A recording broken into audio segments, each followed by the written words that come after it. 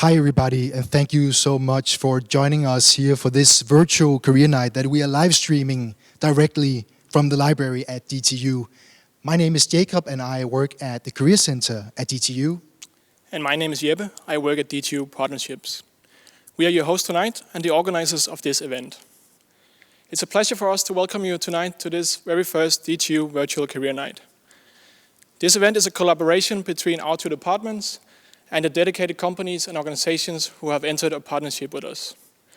For obvious reasons, we are hosting this event virtually tonight, but there's no doubt that we would have preferred to stand here in a full room of energetic and curious students, and I'm sure that our companies tonight feel the same.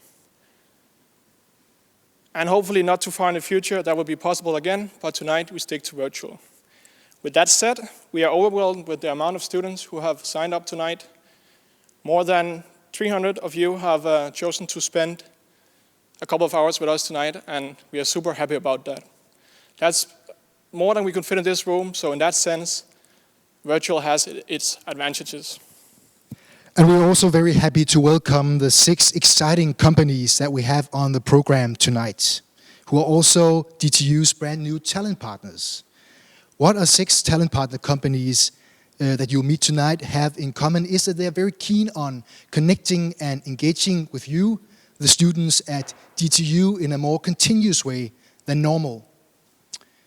By being a talent partner, these great companies have dedicated themselves to a long-term partnership where they'll become an active and integrated part at DTU.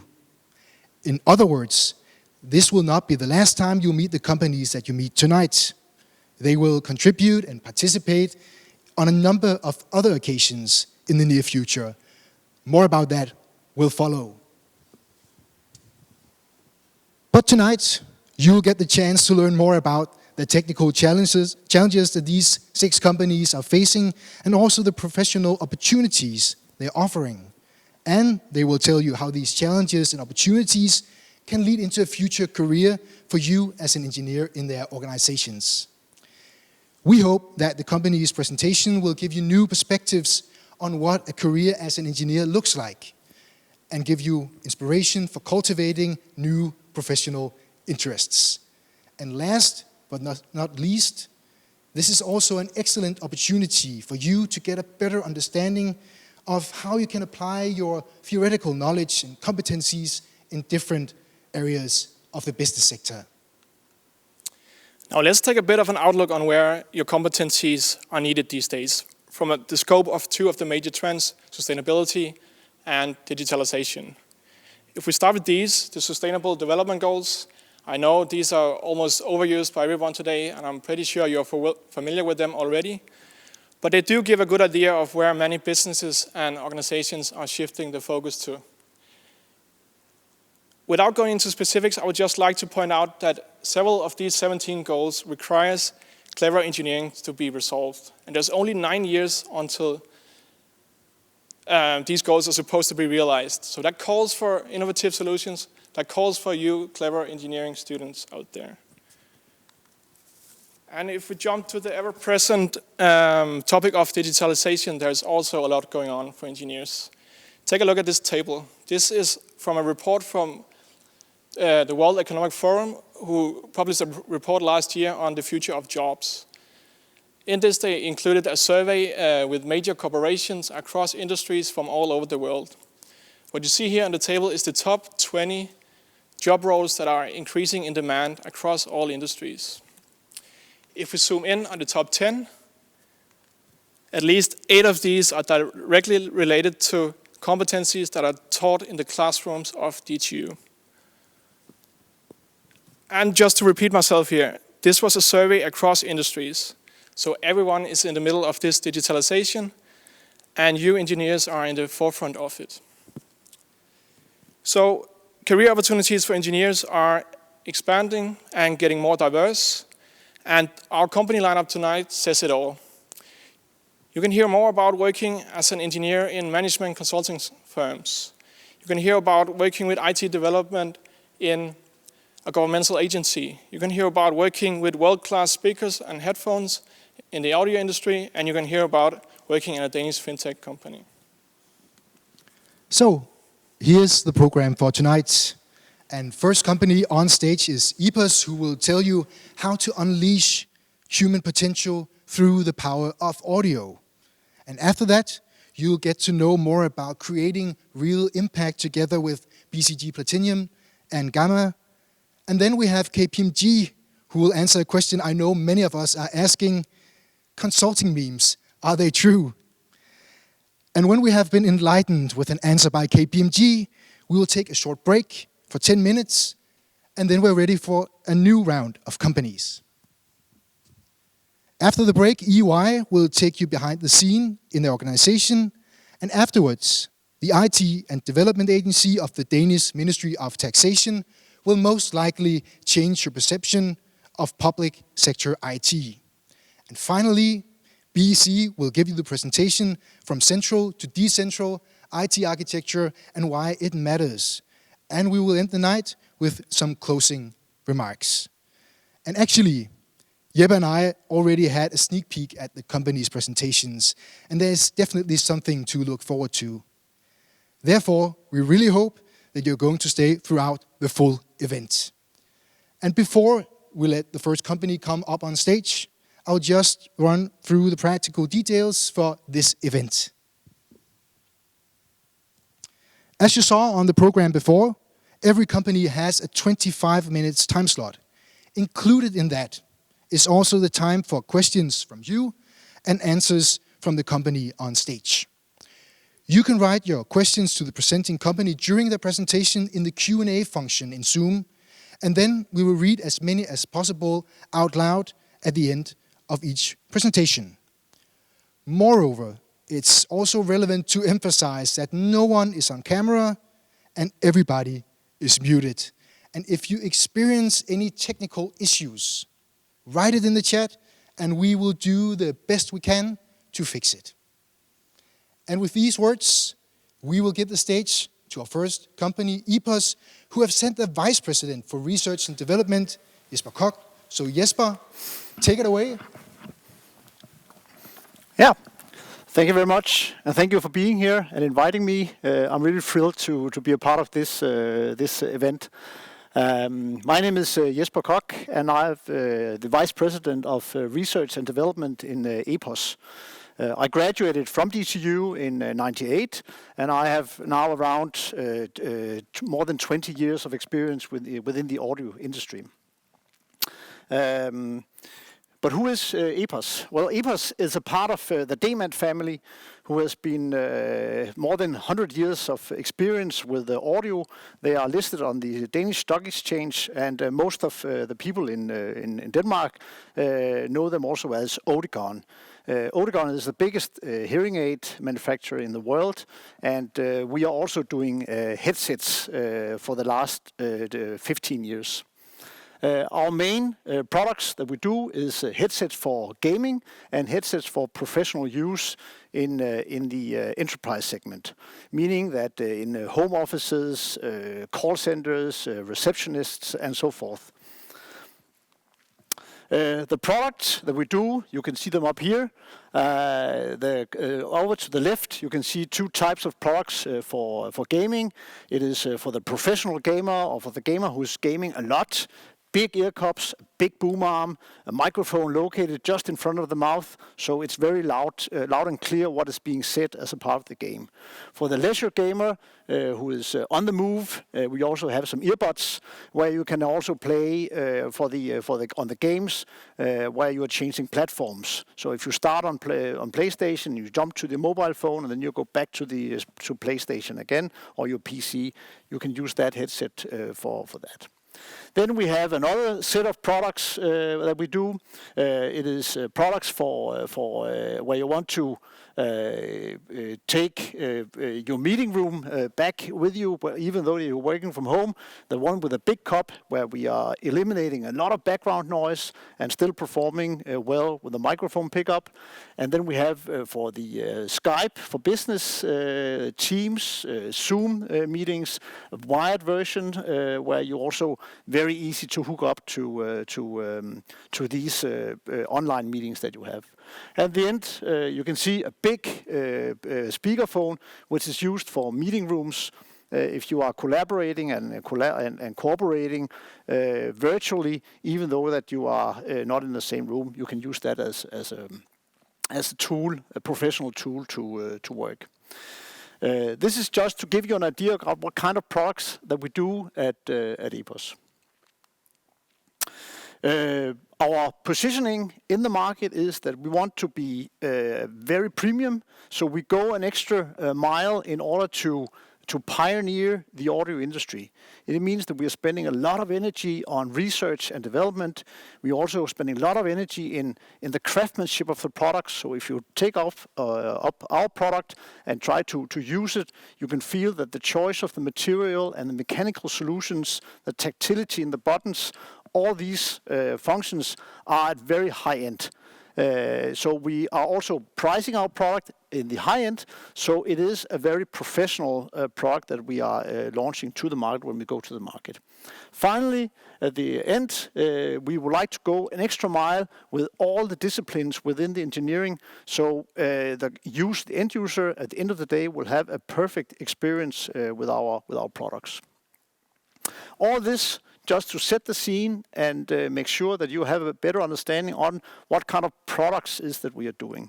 It is actually a very motivating factor for an engineer working with products that you can go out in Elgiganten or in the consumer shops, and then you can actually try them on yourself. That means that you are part of the whole process from the ID, from the development phase when you develop the industrial design, and all the way through all the phases, including production, and then at the end of the day, the sales process. It is very seldom that you can be a part of the complete process. Most of the engineering companies today, they are focusing on chip development or a special piece of that whole value chain, whereas in our case, we are developing the complete product. What happens over the last 12 months for the industry has been overwhelming. The pandemic itself has really boosted the headset industry significantly. Already before the pandemic, there was a huge trend that more and more people are working from home. They're working from everywhere, from the train while they were in transit. But the last year, and I guess that also you guys, you don't have any education or teaching on site, so most of your education is also done via Zooms or Team or virtually. It means that there is some increased requirements to the headset that you will need to be able to work from anywhere and any time that is needed for the end user. It also puts an extra pressure to the engineering in doing the development phase, because suddenly you need to cater new use cases, which has not been the case before. At a glance, when you do a headset, it means that you need to be able to pick up the voice from the person who is using the headset, and you need to transmit that to another person who is then getting the input into the ears. In the old days, you can say more than 1 year ago, it was the situation if two people need to meet, then they found a meeting room, and then they closed the doors, they got into the meeting room, and then they start the conversation, because both people were at that point in time then in control of the sound environment. If you go today, where most people are working, they are meeting together, they are not in the same meeting room. So you can say that the headset today has replaced the meeting room. That also puts an extra effort for the engineers, because suddenly we don't know in which environment the headset is when you're doing the meeting. Sometimes you have to do the meeting from the car, sometimes you have to do the meeting from back home while there's a lot of noise. In your case, you probably had to study while your roomie is making a lot of noise in the background. All these sound environments we need to be able to filter out, so we can make sure that the person that is talking is also sending a very clean signal to the other end. And the other end, even though the other end is sitting in a very noisy environment, it should still be possible to filter out all the background noise, so you can have a perfect conversation as a part of your discussion. The way to success for us is, of course, to make sure that the conversation can be executed with normal sound reproduction, meaning that the voice and the tone of voice is transmitted in both directions very clearly. It is important that you can filter out all the background noise which is present in the sound environment where you have the headset. And it's also important that you can communicate freely without having any disturbance from your surroundings or from the own voice pickup. So what does that mean when you're talking about a headset? We are talking about two important parts of the headset, which is very closely related to hearing and talking, as I said before. The hearing of the talking part is the ability to pick up own voice from the person who's using the headset. That is the microphone part, which is on the top of the screen. The other part is the speaker part of the headset, and that is our ability to play the sound or the voice from the person who is talking into the microphone. These two elements is the important parts of the headset in order to get the perfect sound reproduction. It means that we need to apply technologies like active noise cancellation, meaning that it filters out all the background noise, which you do not want to hear if you're doing a professional conversation or you are in the middle of a game. It means that you also be able to play a good music when you're not using the headset for communication. It is also important that you can wear the headset for a long time. If you have your full day filled up with meetings, then it's important that you have a very good and comfortable feeling when you're using the headset. All these elements is important to get a superior and premium feeling when you're using the headset. Most importantly is the microphone systems. Here you can see one microphone up here, but what we are using today is a microphone array. In many of the headsets, especially the ones without a boom arm, we are using, and you can call it an acoustical lens.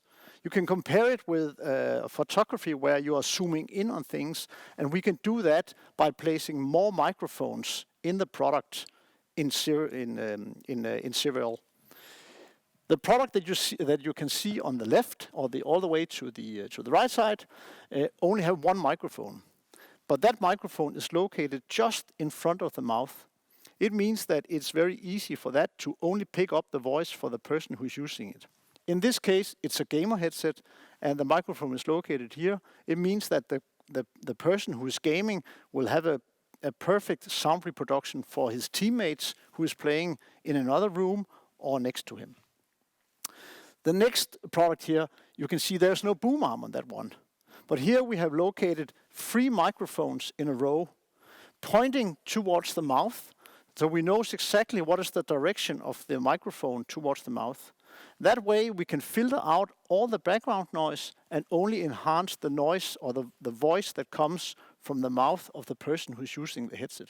So a headset like that can be used anywhere. It can be used in the airport, on the train, in the bus, in the car, and you can still run a professional conversation without being disturbed, without risking that the microphone is picking up other sounds from the environments. At the rear, here at the left, there's an example of a system with 2 microphones, and these 2 microphones are really located far away from the mouth. And it goes without saying that the further the microphones gets away from the mouth, the more we need to develop algorithms, the more engineering power and knowledge we need to put into the product, because the more difficult it is to make this acoustical beamforming towards the mouth that gives this fantastic performance. And lately, the last years, we have looked into brand new technologies which is supporting that kind of knowledge. Probably most of you have heard about artificial intelligence, and it is actually already today a reality. Most of you already know it from your smartphones. When you're doing photography, it is automatically zooming in on the picture, picture frames that you want. You know it from Google. it is also predicting your intentions. So the Google is picking up your data on you, and then it will make decisions for you on your smartphone. It is also used for self-parking cars. It is also intelligent systems that can make a difference for these products. The good question is, but what does artificial intelligence means in the audio industry? And how does that support the ability to pick up your own voice or the voice from the person who's using the headset? Well, just to step one step back, I would like just to give you a very brief introduction on how we at EPOS look at AI or artificial intelligence. First of all, it's based on the same principles as it is for human beings. It is exactly the same as when your child needs to learn, a young child needs to learn. We are also showing the young child what is good behavior, what is bad behavior. And then we recognize the good behavior and we adjust bad behavior for the next one. We do exactly the same in deep learning or when we're working with artificial intelligence. It is just program and mathematics and algorithms who's doing the work. I can illustrate it here. We have our product, which we call Adapt 660. And today we are applying our algorithms in the laboratory where all our engineers has tuned the algorithm so it performs perfectly in all kind of environments. It means that no matter if you're biking or if you're on the train or if you're at the airport or if you are sitting having a conversation with some friends or whatever, then it will work perfectly. What we want to go to the next step is that we want to apply artificial intelligence to the system. So what we do is that we, in our laboratory, in headquarters in Ballerup, we have a fish tank of different kind of brains. You know, exactly like the human brain is also capable of being successful at some things. One child is really good at biking, another child is good at mathematics. Some of you guys listening is probably good at engineering, and others are good at different things. But it means that different brains have different capabilities. So this fish tank that we have in headquarters, we feed that with different kind of data, and we know when we start feeding it what is good behavior and what is bad behavior. Just like we train a child, a small child, into a teenager. And over time we can see that some of these brains that we have, they are capable of learning audio very well. And then we continue with these brains. We separate them from the other brains, and then by the end of the day we only have maybe 4 or 5 different brains left, which we can continue to train. And by the end of the day, when we continue this training, then this neural network has learned itself what is good behavior, and then it picks up on itself, and then it continues to be smart, and it becomes smarter than we actually could have trained it ourselves. And that's the whole philosophy and the way that we work with AI in the audio industry. But what can it do for us? Well, this is our roadmap in terms of AI. You can see we are the first step right now. We are just in a situation where we want to train the brain and the AI to understand clear speech in all situations. But we can even take that further. We can go to maybe individualize the performance. Maybe we can even go further and they can extend our capabilities, meaning who are you? How well are you doing? How well are you performing? And all these things is just the next step for us to perform in the audio industry. And we have the first world UC certified headset with AI, and that we're pretty proud about. So what does it take? What kind of engineers do we need to do this for us? Well, basically we are harvesting all engineers that we can get. It's mechanical engineering, it's hardware engineering, it's software development, it is project managers, it's quality and system engineering, it's digital signal processing guys, and acoustical engineers. So we can more or less use everything that you can provide. So bring it on. I'm telling you, we will be very happy about it. A lot of it has been in software for us now. Back in 2010, only 25% of our R&D pool was software. Today, we are close to 60, and we can just see that is growing. We are a global company. Right now, we have around 300 engineers in our development department, and we want to increase that with between 40 and 50 this year. So we are really lacking the resources and competences that you guys you have. I would like to just to inform you that we have different programs that you can jump into. We have all the way from PhDs. We have a graduate program. We have master projects, diploma projects, interim programs, student workers. We're using a lot of student workers, and we also have a lot of entry-level positions. So I would say, if you have your competences with the area that I just talked about, send us an application. And let us just talk about what it takes for you to bring it on. Also, if you want to do some of your projects, it could also be very interesting. What we can offer you is, of course, an extremely interesting job located in Denmark, where all the strategic decisions are made in Denmark, so it's not abroad. So that means that we are part of a Danish team who can grow the industry in Denmark. And on top of that, we can offer you a lot of challenging tasks. We will empower you to make your own decisions together with the rest of the team. We have a very flat hierarchy. We really try to push the decision power downwards into the organization, and we want you to make decisions together with your project team. I think with that, I will just end my presentation and then let's see if there's any good questions for you to ask, and hopefully I can give you a good answer to those. Yeah? No questions yet, but if there is any questions, now is the time to write it in the Q&A section.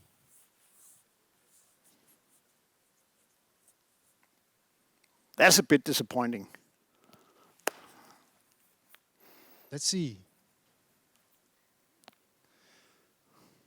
Giacomo is asking, is Danish language required to apply for a job? No. We have in our R&D department in Ballerup, we have 14 different nationalities, and the company language is English, and all written material and spoken material in all meetings are in English, so that's not an obstacle. Other questions?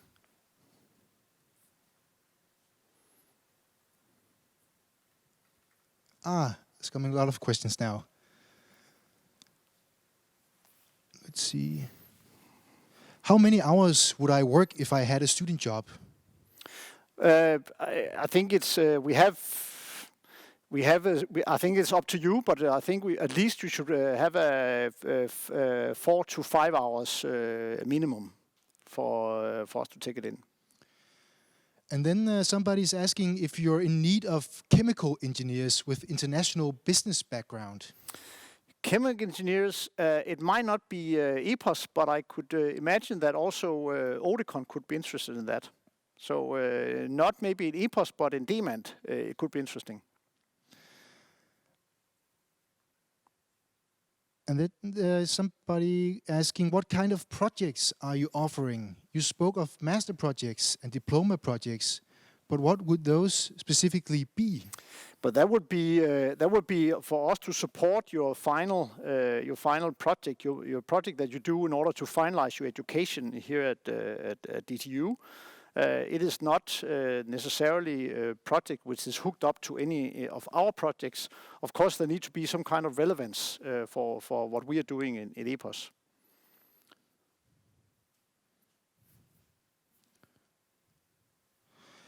What positions do you usually offer to acoustic students with mechanical backgrounds rather than electrical? Can you say something about that? Acoustical, I think that depends on the profile of acoustical, but we of course, everything we do is acoustics. So no matter if you are in software or digital signal processing or hardware, the common denominator is acoustical development.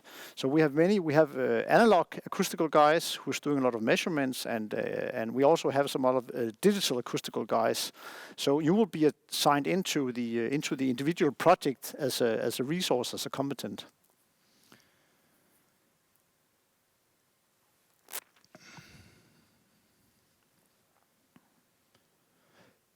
Yeah, can you give more detail for the PhD projects, or where we can find the information? Yeah, in EPOS, we are part of Demand, and Demand has a research center in the northern part of Zealand, in Helsingør, which is called Eriksholm.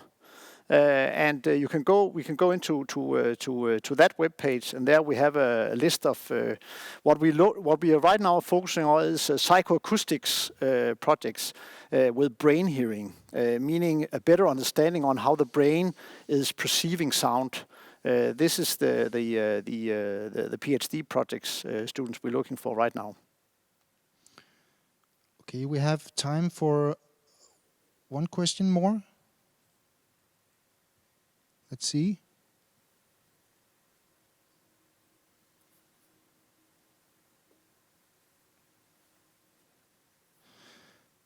Somebody's asking, does the company currently offer jobs in China? Yes, we have in Hong Kong and in China mainland. We have 2 offices, and this is also something that we could talk about. Okay, let's take the last question here. I'm interested in an internship or student job. What level of education would I need? Is it a bachelor or master's degree or a level? Or what kind of software development programs could I work on?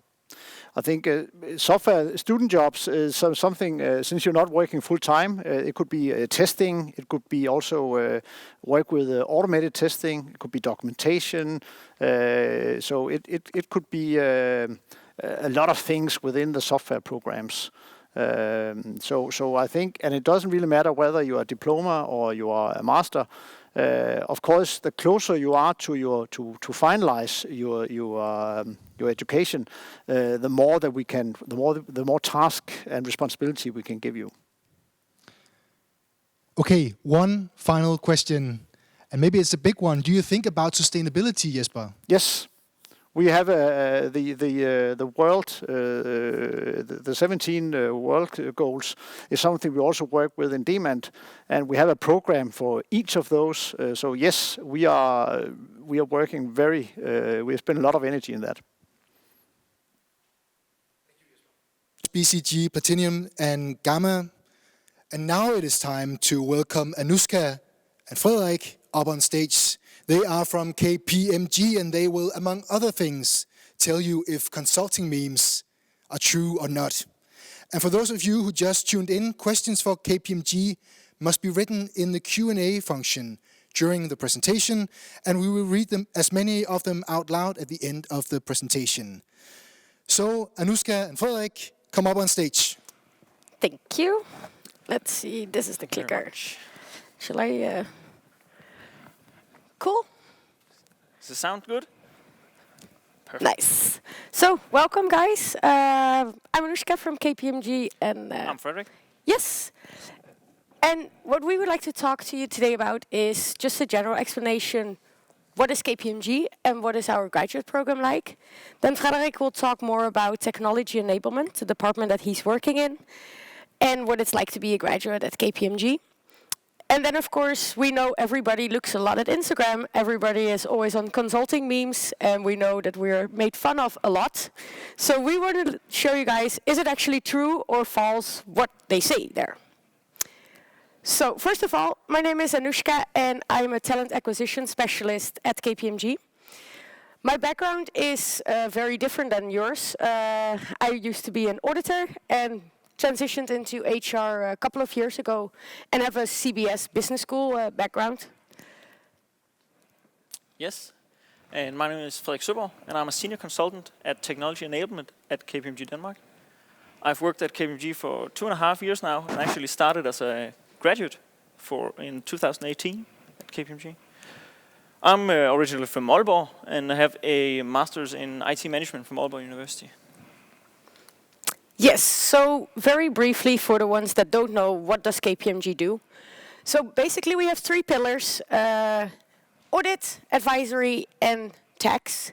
And for you guys, the most interesting will be the advisory pillar. So what we can say is, you can see there is a lot of different departments in there, but one big thread through all the departments is that we help companies improve either their digitalization, do transformations, improve their financial processes, build chatbots for banks, anything. So it depends basically on the departments where you sit in. If you focus maybe on banks or insurance companies, if you work in FSA, if you work with IGE in the bottom, then you work more with public sector clients, or new tech, it's literally new technologies, where we have robotics engineers, for instance, and also more electrical engineers working. And then, of course, Frederik will talk more about technology enablement later. So basically, the core what you have to see is the departments kind of define the kind of projects that you will do. Yeah, very much. And I think technology is something all departments have in common, more Yeah. or less. It's just different perspectives. Engineers are welcome in every department that we have. So the graduate program, I don't want to talk too much about this because I think it's you guys can reach out to me at any time to get more in depth on this.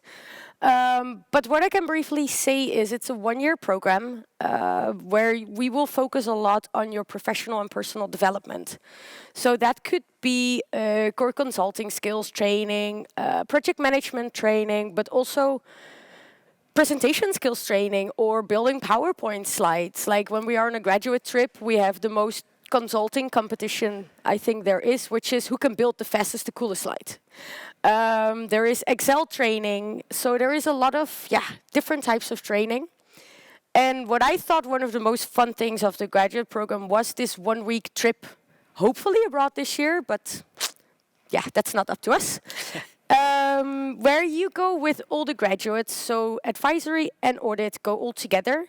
And if we're allowed to go to Riga, we will meet the graduates also from Sweden, Norway, and the Baltics. So you will be there with a huge group. And what for me, and I think you can agree, Frederik, is that the best part of being a graduate is that you have this huge network after you come basically back after that week and you make friends. Yeah, exactly. Yeah. We went to Budapest when I started. Yeah. It was only the Danish, but we were still like 50 people. I still talk to a lot of them in the different departments today. It's really nice to have a network in the other service lines of KPMG as well. Exactly. So that is also one of the points that I have here, that it's like you meet colleagues from all departments. So you come home and every corner of the office you basically see someone already sit that you know. And that feels just safe, and it's just a really nice vibe. So what do you do, Frederik? Yeah, exactly. As I said, I work in the service line called Technology Enablement. And what does Technology Enablement do? It's a very broad name, but what we basically focus on is helping businesses utilize technology. That is also very, very broad, and that's why we have 6 different teams working on different areas of perspective of technology. The first team on the right is the Microsoft Enterprise Business Applications. This is a very, very long title. We just call it MEBA, but they work with ERP systems and finance systems, focusing primarily on implementation and diagnostics for companies all over Denmark. Then we have the organization and adoption. They focus on helping organizations with change management, changing the organization, but also adopting new technologies. Business analytics is probably what I would refer to as the BCG Gamma you heard before. They do business analytics, help companies gather and create models for analyzing data, and also very much the presentation of data as well. Also a bit of master data management. Digital transformation management is a department that focus more on helping organizations drive their projects, being smaller initiatives, big programs, or entire transformations. And so that's where all our project managers are located. Then we have the customer applications, very much like the first I mentioned. They just focus on CRM systems, customer relationship management systems, and helping businesses improve their customer journey and how they manage customers. Lastly, we have the technology strategy and architecture. And the best one, right, from the 6. Yeah, exactly. The reason I said that is this is, of course, where I'm located. And we have a more holistic approach, focusing more on digital strategy, operating models, as well as IT architecture and roadmaps, and cloud transformation. And that sounds a lot like buzzwords, so let me get a bit more practical what we actually do. What we do is we usually help organizations define new digital strategies. The way we do it is that we actually go down and try and map their current IT organization, their current IT landscape, being it both application, infrastructure, and data landscapes.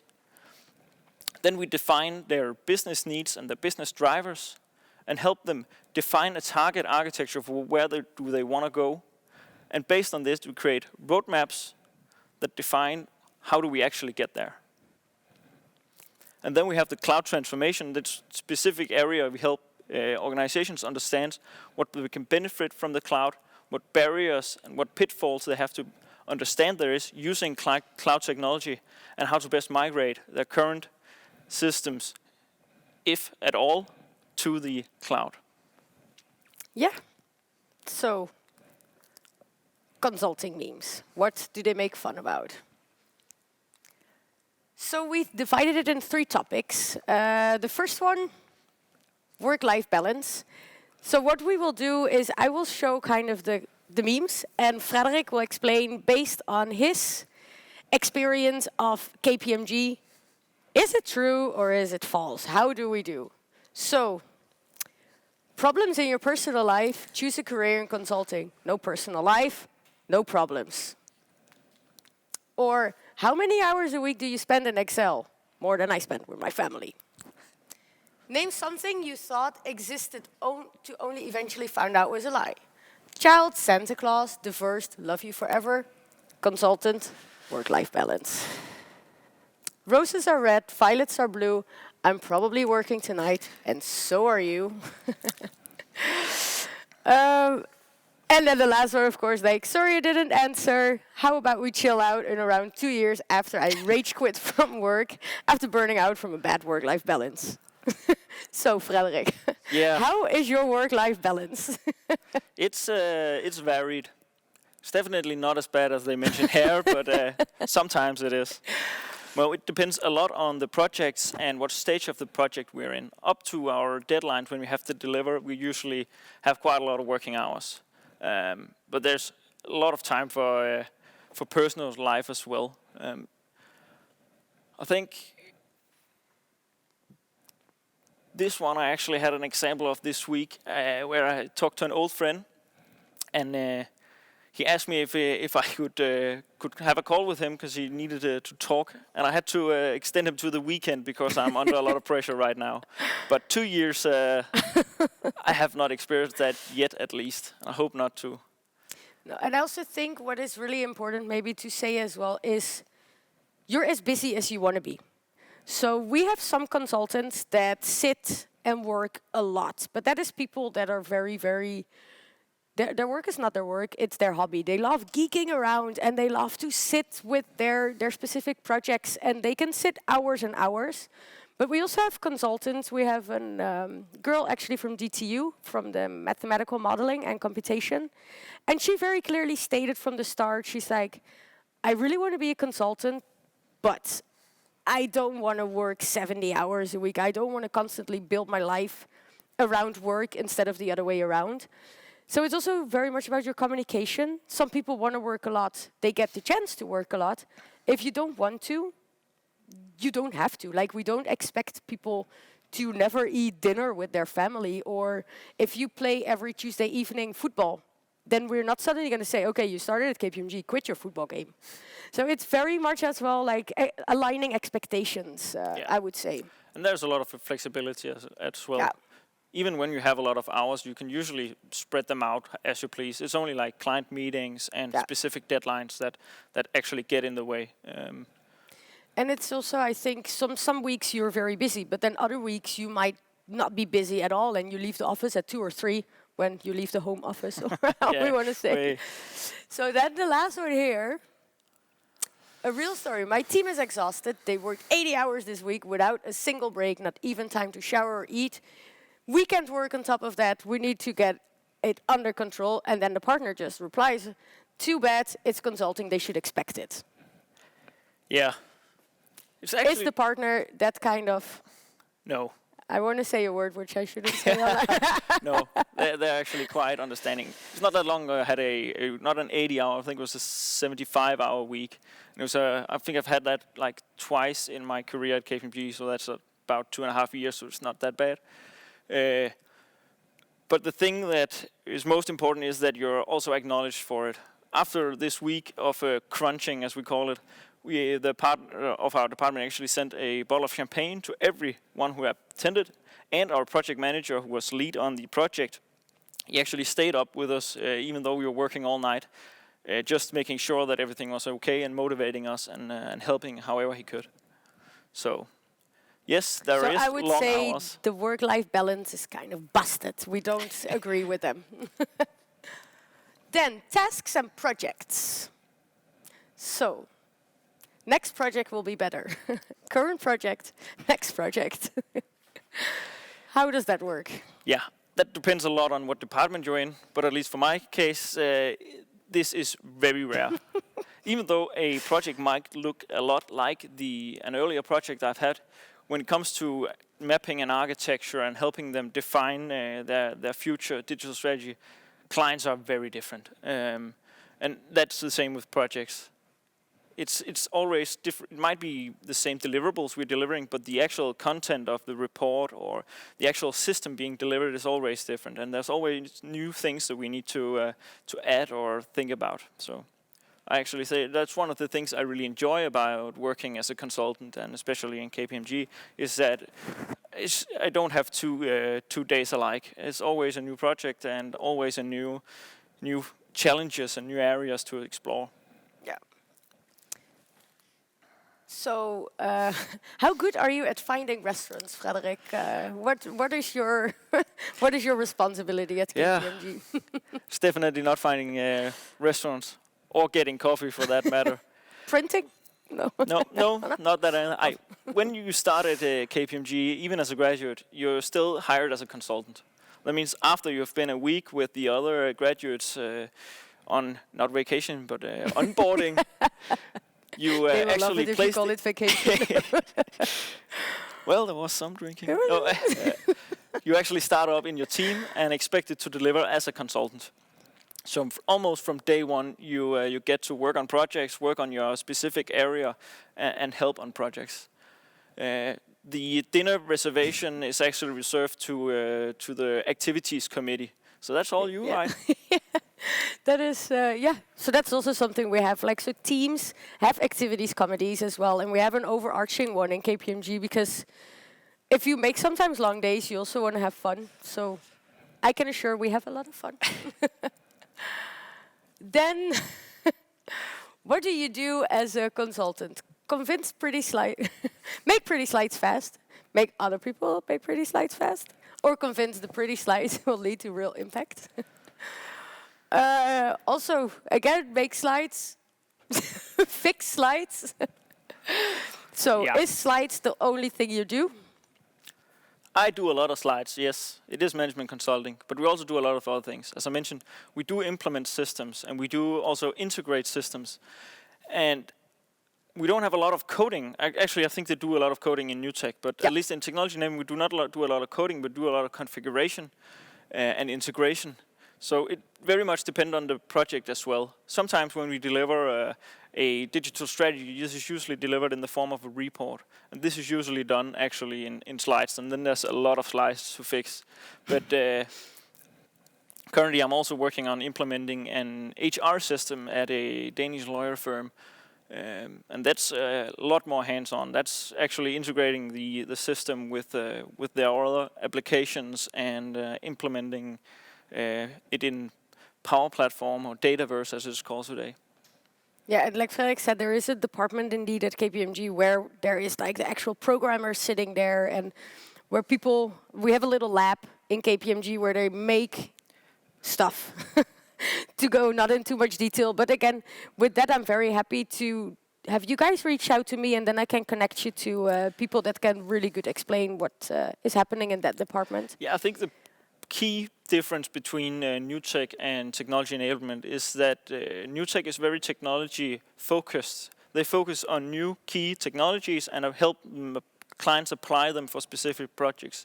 Technology enablement is more business driven and focus more on the business problems, and then use technology, whatever that might be, to help the client. Yeah. And also, of course, we have these different departments, but that doesn't mean that if you work in TE, you only sit in TE. You will also collaborate with the different departments that say, you guys work together with new tech to actually develop a project, and maybe there is someone from the public sector department coming in as well if the client is public sector. So you sit in a very mixed team.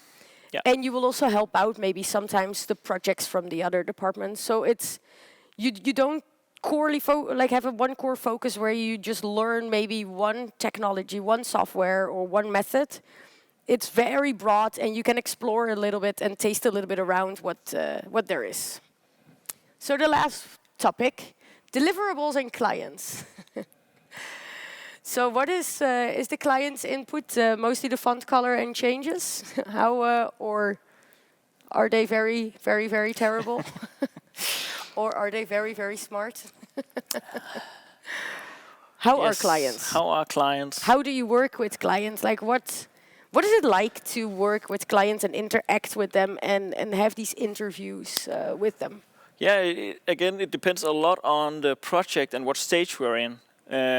We often do a lot of data gathering where we have interviews or workshops with a lot of different stakeholders at the clients. And that's stakeholders all the way from the IT department or line workers all the way to the C-suite, CIOs and CFOs.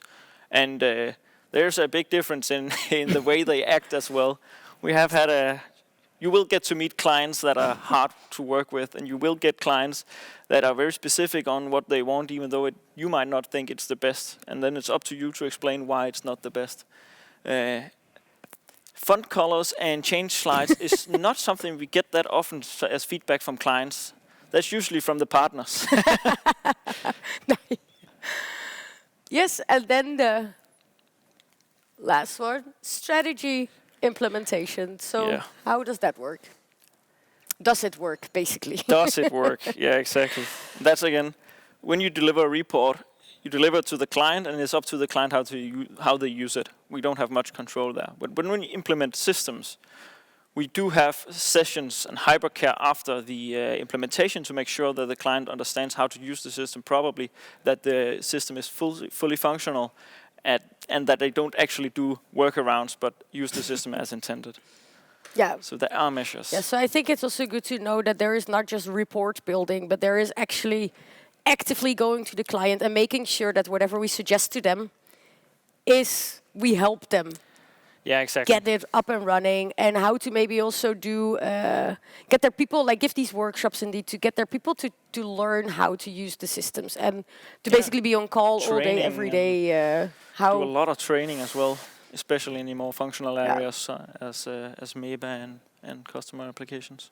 So that was it. Any questions?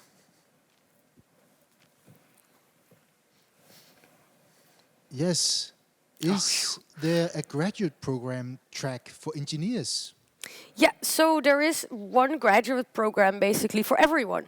So in this graduate program, you will have auditors, you will have tech engineer or tech consultants, and management consultants. Because you're an engineering background, I would say, or? My bachelor is in engineering background, yeah. But we have indeed engineers, so we have people from DTU as well as part of the graduate program. So definitely, we are super happy and very, very much looking for engineers to join the graduate program. Yeah, but we don't really have, it's not like we have rotation and specific tracks to the graduate program. You're placed in your department with the area you work with, and you stay there during the graduate program. Yeah. It's just an added bonus. You get a lot of courses and get a network of other graduates within the KPMG. Yes. What are the skills you value the most for a graduate consultant? I would say there is not really a one-size-fits-all. There is the graduates, what we kind of really want from them is, of course, you need to be analytical, or you need to have a core understanding of the systems you will work with or the software whatsoever. But since you guys are DTU students, I think that is all, we're all safe on that side. I think what is really important is that as a consultant, you need to be able to and willing to be out there. You need to be able to speak to the clients, work with your team, speak up when you feel like, hey, I need some extra tasks. I think I need more responsibility. I need more challenges. So I think it's really important that you're able to speak up, take responsibility, want to learn as many systems and as many different technologies as you would like to, instead of just hoping for the best and that we serve you everything on a silver platter. So there's not like a skill, a hard skill basically, that we say we value this the most of everything. No. No. Passion is really important. Could you Yeah, do a also lot like of the willingness to really work, like being passionate about the technologies or the area that you will go and work in. and learn new things, because you're constantly meeting new technologies or new protocols, be it. You have to understand, to talk with the client about it, and to find the best solution. Yeah. Okay, here's one asking, is PhD a waste of time if you want to go into consulting? In your opinion? I think it is very much up to yourself. I know we have people employed with a PhD. Yeah. So it's really like, we are not the ones here telling you, of course, what you need to study. If you have this aspiration of doing a PhD, that means you only have additional knowledge once you start working at a consulting firm, be it KPMG or be it any other firm. So I would say no, it's not a waste of time if that's where your interest lies, because that is knowledge that you will bring extra to the table once you start working. Especially in our new tech department, where they're very focused on specific technologies like machine learning or robotics and automation. We have a few, I think we have 3 or 4 people with PhD in new tech. If not more, In these like with a specific mathematical technologies. PhD, we once had a robotic or like an aerospace engineer. We had so there is people with all these backgrounds, and everybody brings something unique on the table. And I think that is the most important to remember, that it's your passion, and if your passion is doing a PhD, then you bring more enthusiasm with yourself when you start working full time. Definitely. Okay, we have time for one last question now. Yes. Let's see. Let's take this one. Do you offer internships or student jobs?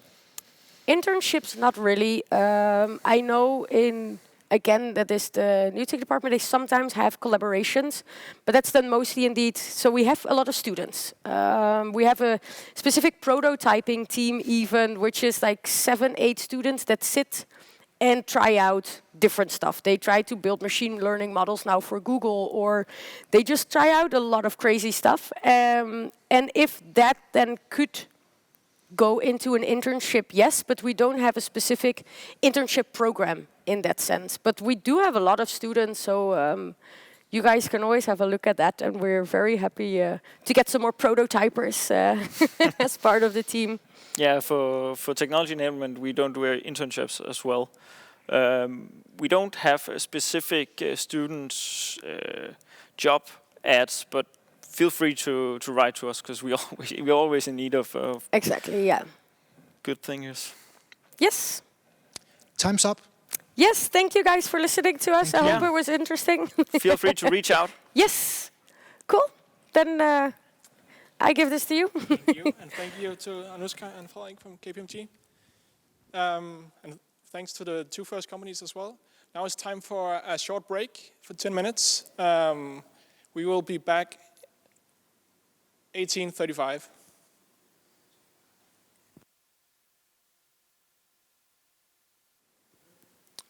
Welcome back, everyone. I hope you're ready for another round of the last 3 companies. For any newcomers, or just to repeat the practical details, 25 minutes for our next company, and just write your questions during their presentations. Next up is EY, and Martin and Lise, please take the stage. Thank you very much. Hello, everybody, and welcome. It's a little bit odd to be here and just talking to a camera, but let's start. And I got Lise with me. Yes. Lise? Yes, I'm a student at DTU, and I'm here with Martin today to help answer your questions in the end. And hopefully you have a lot of questions for me. I will try to get you through these next 25 minutes or 20 minutes, so we have room for questions. I'll just make sure we have the first. And my name is Martin Ernst. I'm a former student here. Back in the previous millennium, I graduated here. And I graduated from what we called back then driftsteknik, which is project management and all this good stuff with management and so on and so forth. I started my career in Accenture. Get to PwC and then a couple of other stuff until recently I joined EY. Before we start anything, we like to show you a little video.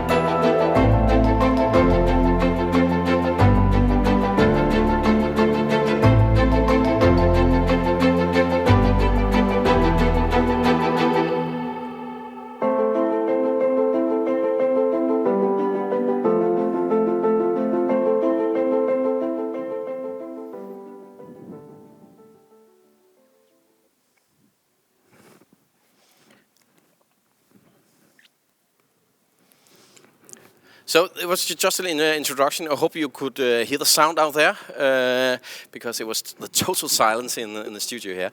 But what we really want to tell you with this presentation, we'd like to build a better working world, and that's a catchphrase that's recently has been developed to EY.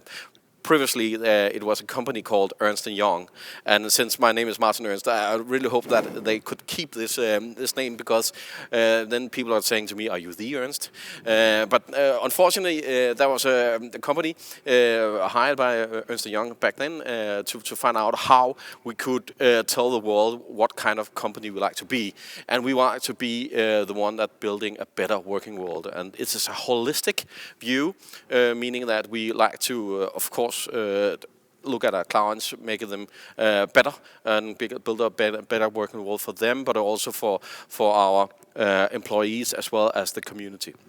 So one of the things we also try to do is to have some kind of pro bono work, meaning that employees of EY can make arrangement with management of giving up to a day a week pro bono work to who may need for any assistance we can offer. So it's a holistic view when we say we like to be building a better working life for everybody, not for ourselves, but clients and the community.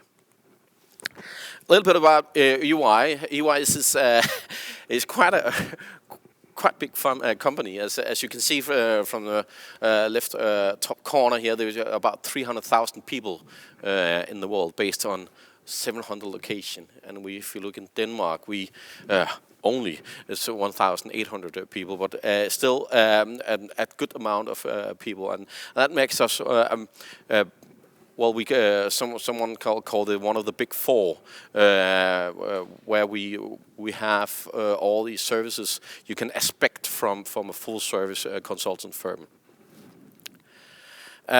But what we'd like to do is try to be a good company to work in, and we have, as you can see here, some good references, and it become number 3 in the Universum Nordic, number 7 in the Universum World rank, and when you say number 7 is why is not number 1? Because we have Google, Apple, and Microsoft in front of us, so it's a little bit hard to compete with them. But if we measure among the big 4, actually we are in a good shape there. But we would like to keep that, and that's something that we have a very strong opinion about in our working life, to be a good company to work in. A little bit about how we work. When you have a full service consultancy as EY, you have of course split into different sectors, and basically we're working in all we can get our hands on, and we can see that.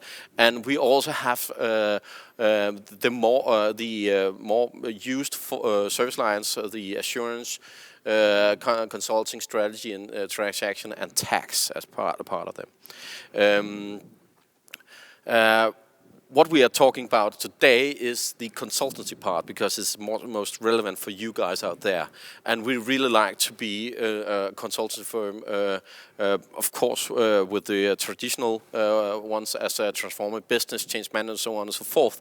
But what we also like to have is the technical resources, and that's the reason. One of the main reasons we are here is we want to try to attract you guys, that has a technology background, and we will come into that. So basically, we are here because we want you.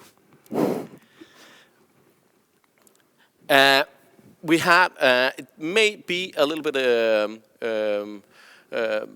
small on your screen. It's definitely small on the big screen, so definitely it will be for you a little even smaller. But what we'd like to do is to build, and we already had one, but we still want to build a technology career frameworks for you who has a technology background. And as you can probably see, we are aiming for cybersecurity, technical strategy, architecture, and so on and so forth. And we will divide it into subsections, so you actually can go even further down in a specialty. So if you like to, for instance, the architecture is your solution architect, your enterprise architect, or business architect. Just for one good example here, but we really like to build up this part of the consulting work. But also, what we like to do is that the world is still moving. we cannot, and it will be moving even faster. So what we want to achieve, not only for the graduate program, but also for the old guys like me, is that we constantly reskilling our people. So what I learned from back then, from when I started in 1998 as a junior consultant, I'm still learning. I still have to learn. So what you can expect from us, that we are setting targets for you every year to achieve new skills, because the world is moving, and we like to be ahead of this movement. But what we like to say to you, that's an option for you, if you like, is to take a tech MBA. So beside the curriculum that you can expect from a Big Four company, on top of that, if both parties, of course, agree upon it, then we can work with and getting you to a tech MBA.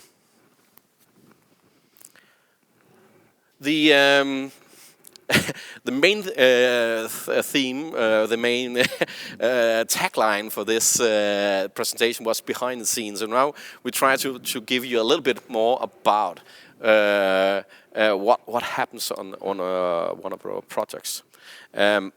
We have, and I think it goes for every consultant company in the world. Well, we don't comment on our customers, but sometimes leaks happened. And what you see here is actually this is from something from TV2. And you can see here that we have highlighted, actually was the good old name, because it's contained of Ernst. But you can see that actually it had been leaked that we was working with this particular client. Normally we like to be not kept in the shadow. There's nothing to do with that, but we are not commenting on our customer in general. And therefore, it could be a good example. I'm not using particular what happens in Danske Bank, but some of the methodology, because when you are entering a company like us, the value proposition we are giving our customer is that we of course have good people, we have common knowledge, common methodology, and a strong brand. And this is part from our methodology with remediation. Basically, remediation means that we are cleaning up whatever had happened, and we do that in this particular way. We identify the issue, define the issue, make root cause analysis. Then we stop the tap, meaning that we stop whatever happened, so it will not continue happening. We make communication plans. We do analysis for the plan, for what to do, make a plan for it, implement the solution, and then of course we have a wrap up of the whole enchilada. That's basically what happens, and then you're just thinking, what about daily work? It's look like this.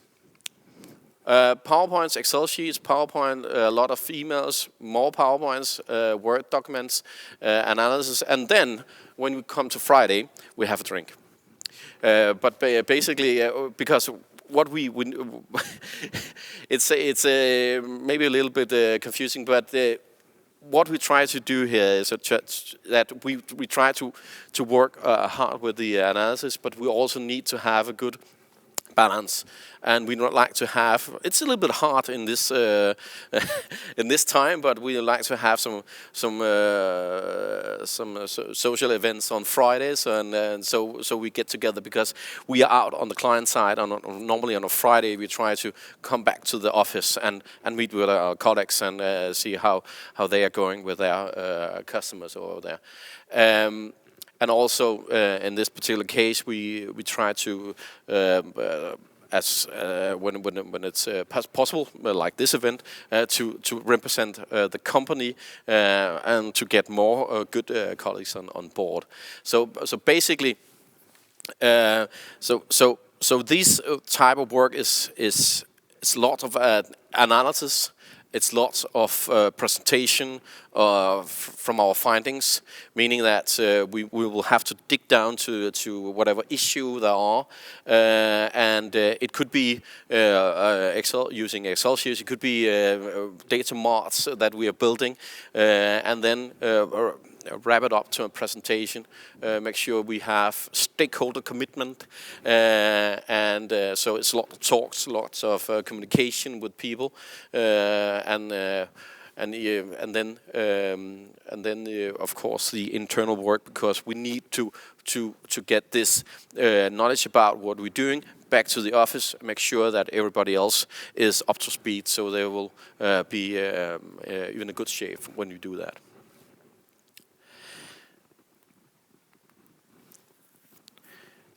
When we have a company like this, we have two main stakeholders. We have the client and we have our colleagues. And the client definitely when we go into a project, even if it's a remediation project, as we said, but the customer, and we say that because we like to have the same attitude, is that they need to see us trustworthy, professional, predictable, accountable, knowledgeable, and empathic. And sometimes, because we are humans, we felt on some of them, then they have to rebuild. But we need to rebuild a good relationship to our customer using all these values we have here. But we cannot do that alone. And we strongly believe that we work best as a team. And therefore we need to have colleagues. And we need to have values around having these colleagues. And the colleagues expect from you to be participate, stay positive, have the back. Don't stab them back there, because then you don't have colleagues anymore.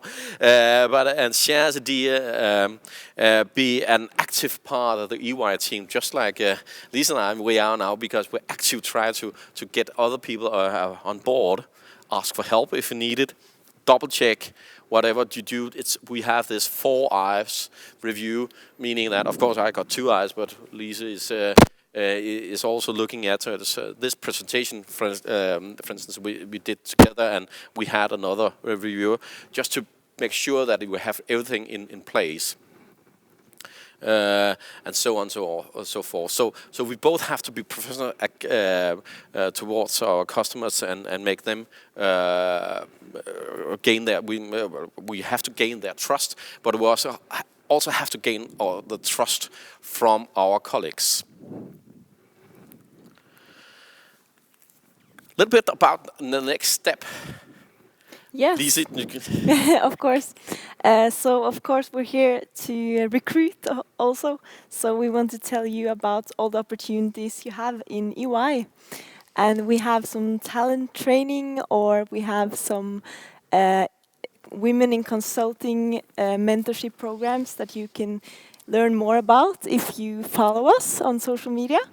I also want to mention our Better Working World Data Challenge that is coming very soon, where we, in collaboration with NASA and Microsoft, is having a data challenge where you guys at DTU can participate and try to solve a real-life problem using your data science methods.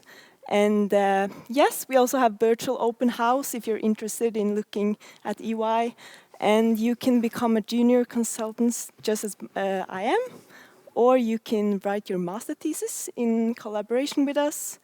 And we also have a graduate program that I will attend after the summer when I graduate. And yes, there you can learn a lot and develop both personally and professionally. So I would recommend you guys to have a look at our website for more information, or you can contact Mette Illum, our graduate recruiter. and we have a few minutes left for Q&As.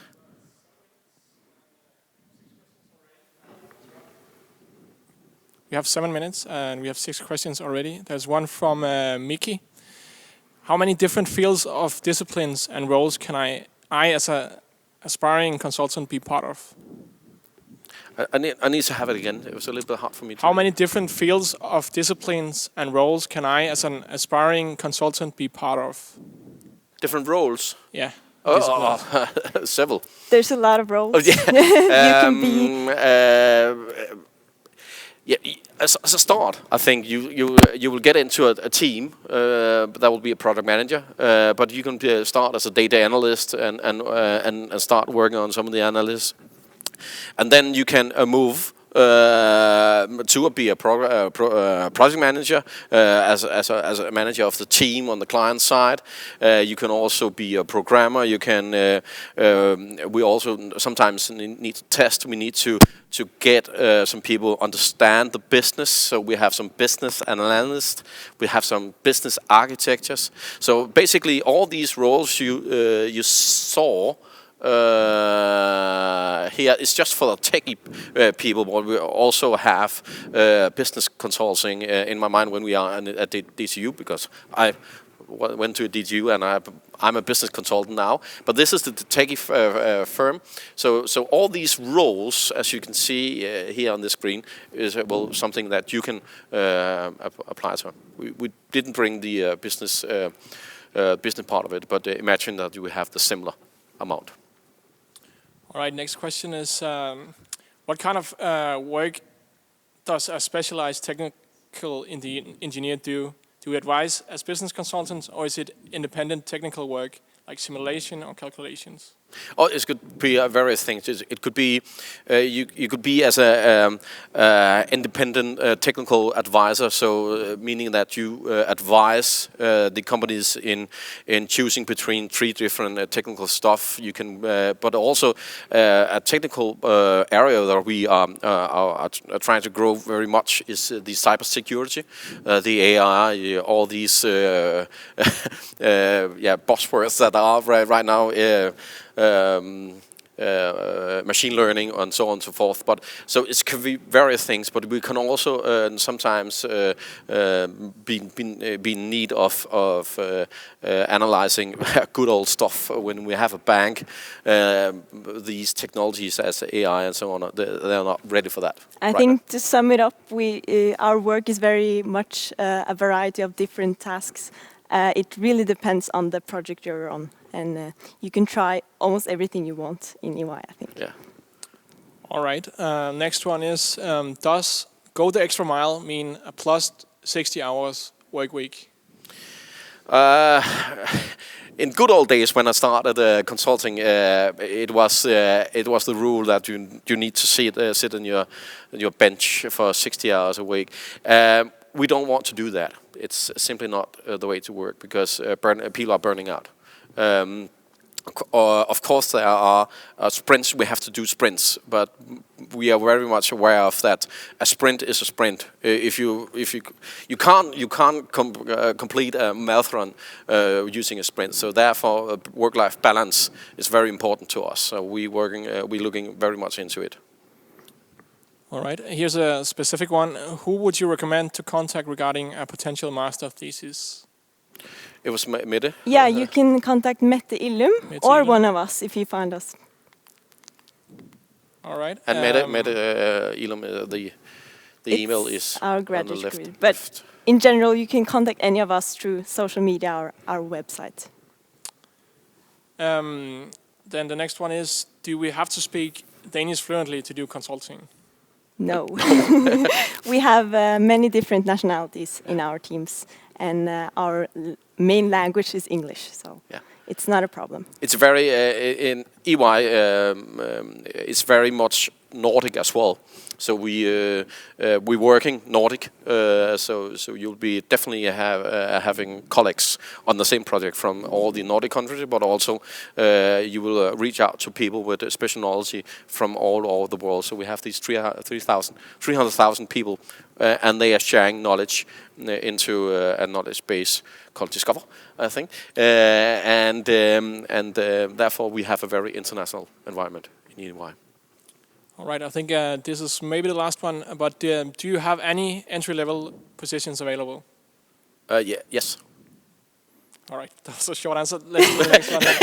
Is the tech MBA only an option or a requirement for new employees? And it's an option both parties should be agree upon. And see as it's not something that that we expect everyone to take, because an MBA is it's more education, and some says, well, I'm good enough with a graduate degree and a master degree, and so are we. If you find it relevant, it's definitely an option. Yeah. All right, and I think we can do the very last question as well. Where can I find the master thesis available in EY? You can go to our website where we have our open positions and posts, and if it's an open project there, you can apply through the website. All right. Thank you very much, Lisa and Martin. Thank you. You're welcome. The last words.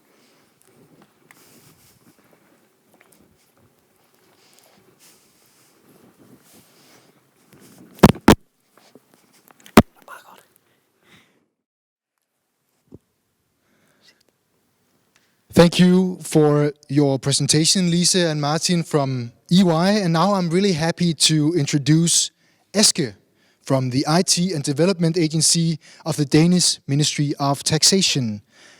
And it's very likely that Eske will change your perception of the public sector IT.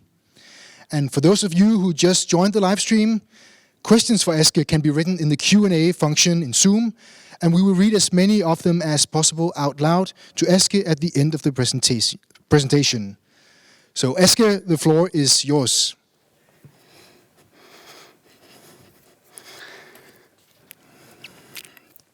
So, yeah, hopefully I have sound. So the presentation, yes.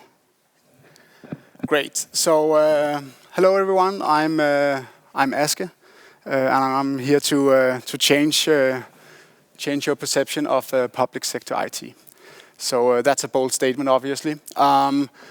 This is me. This is my work life currently, home office. I've been part of the organization for 1 year, since January 2020. I'm head of unit, so in Danish that's kontorchef, and we have a lot of those in our organization. There's many offices that you can join, and I'll get back to that. But for this presentation, I'll mainly focus on a deep dive in our office to give you kind of a, you could say, a first impression of what it's like to work with us. My office is called Development and Apps, and as you might learn later on, that means that we are the ones developing native apps for the entire organization. So I get my energy from creating digital products, awesome digital products, but also from enabling people to grow and succeed. My background is actually within consultancy. I have 10 years from Notes, which is an agency now called Monster Lab. Long story short, they work with mobile apps. I've been working with mobile apps for the past decade. So this is my office vision. So not the IT development and organization, but my office. So the vision is that we assist the Ministry of Taxation by delivering business-critical, user-friendly mobile apps with a short time to market. That's super generic, super easy to say, but within our world, this is not an easy task to achieve. So when it comes to the Ministry of Taxation, you could say that we have a monopoly on everything we do. You have to use us, you have to pay your taxes, but I kind of want to change. That's the old way of working within our organization. We would really like to provide this user-friendly experience, make it easy to actually apply to the law. Also, the short time to market. I think many of our projects are measured in years, and I really want to change that as well. So, short overview. Everyone in development and apps has this aspiration to contribute to a positive perception of public sector IT. And the way we do it is one project at a time, delivering on or over-delivering on our promises, and hopefully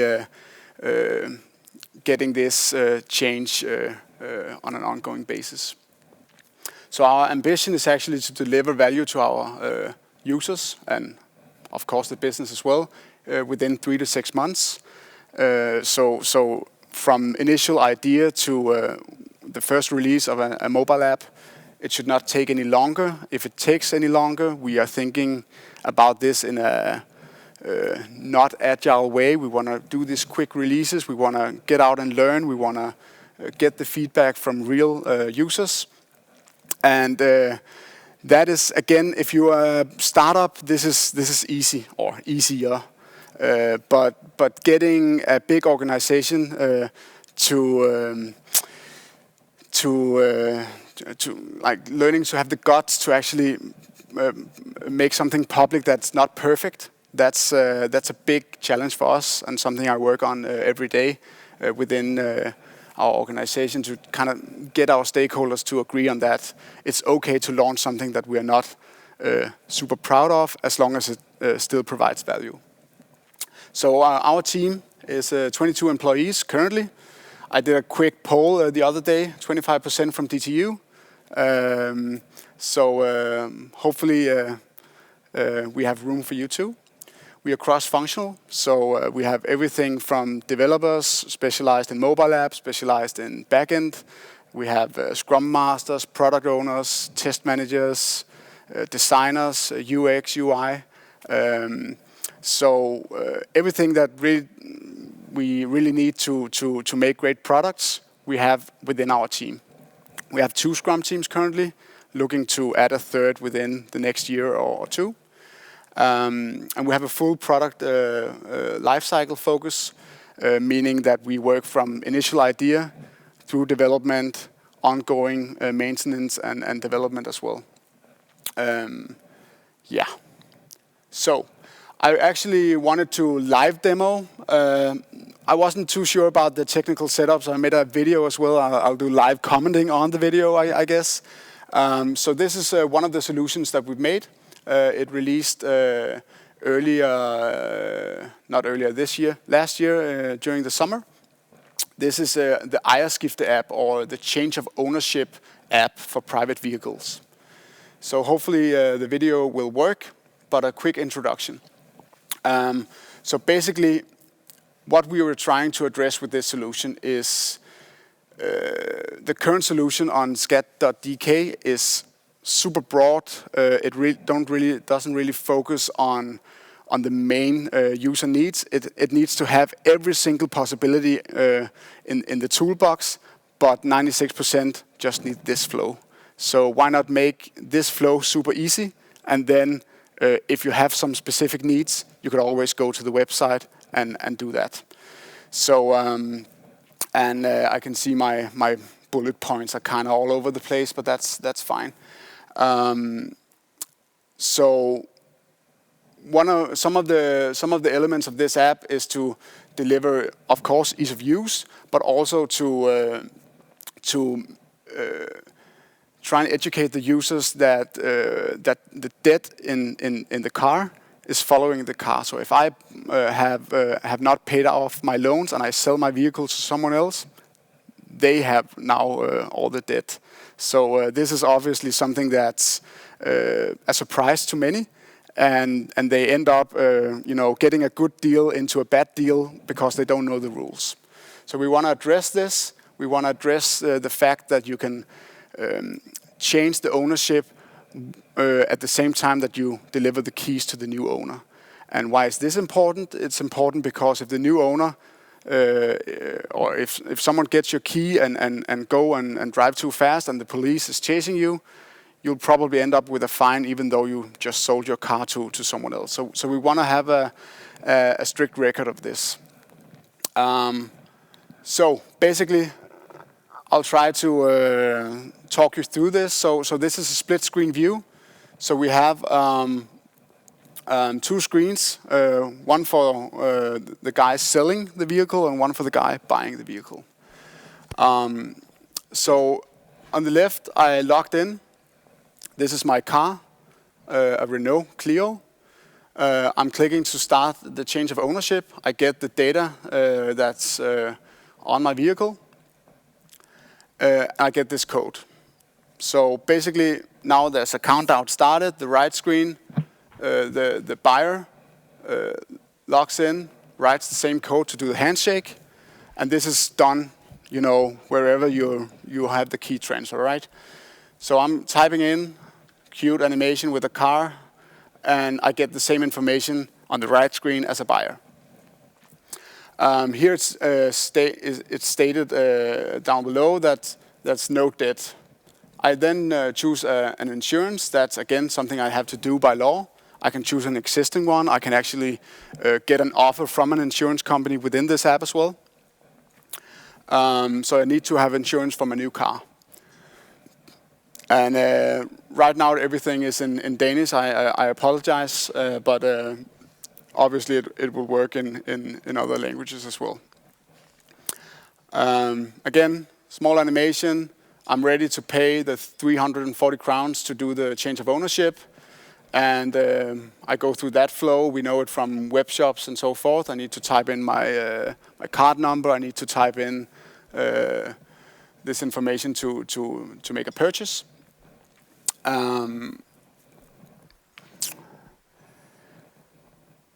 And all the while on the left screen, the seller is still just seeing the countdown.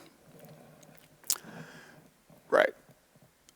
And hopefully we will get a change of ownership. Here is the receipt.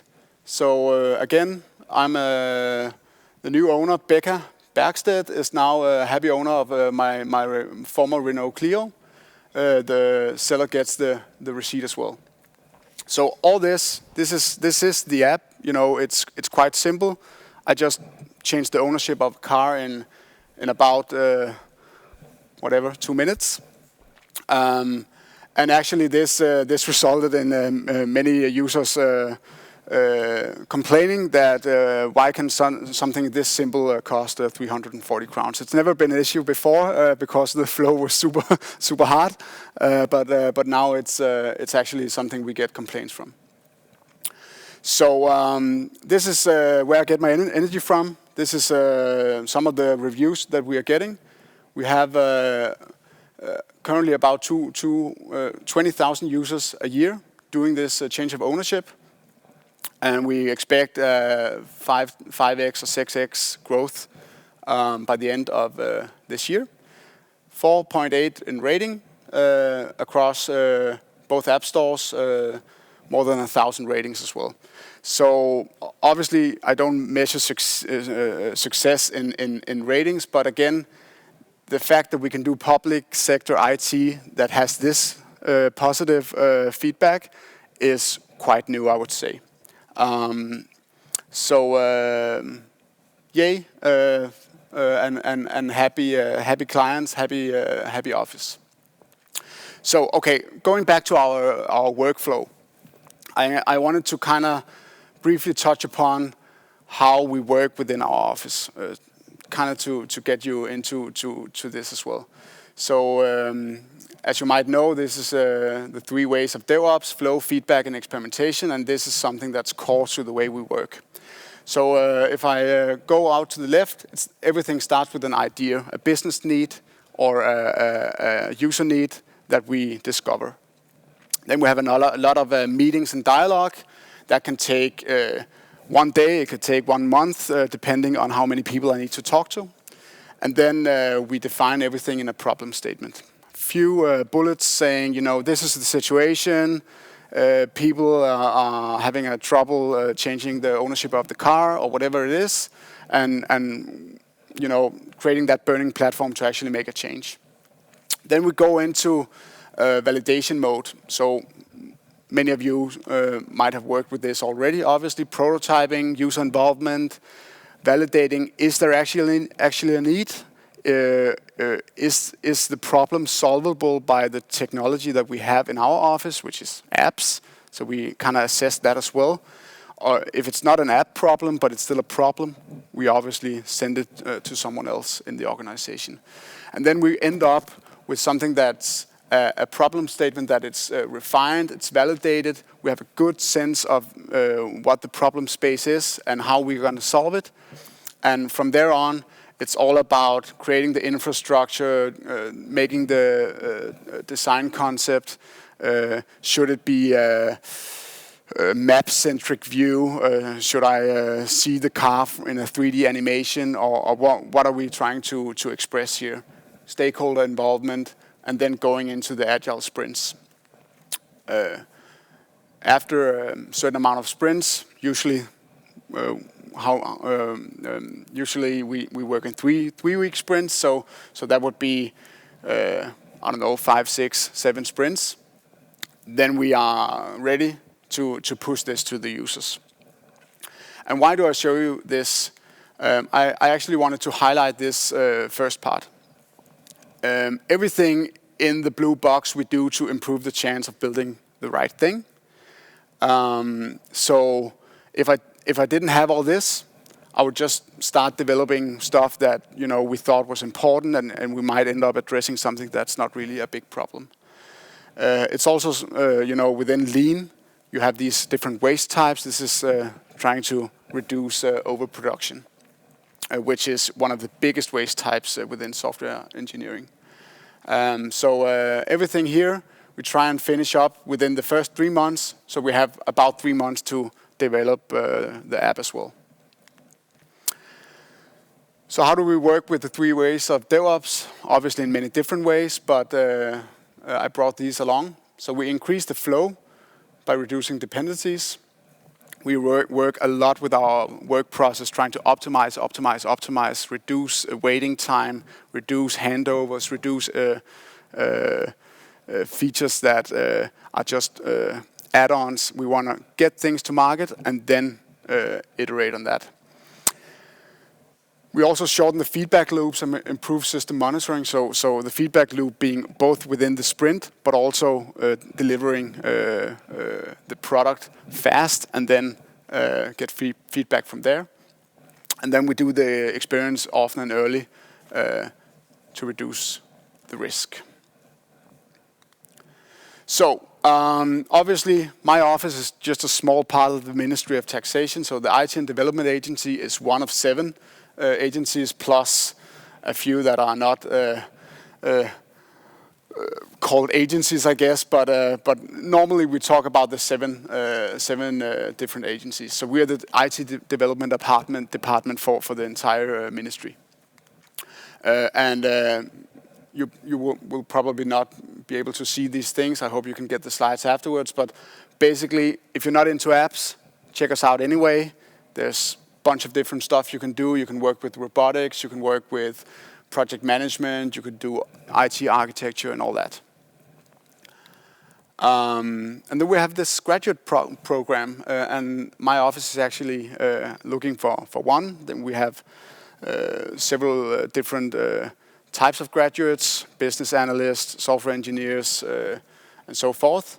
So check that out as well. I think the position is open now, and for the software engineering part where I'm looking for a graduate, it's all down to a case that you need to solve.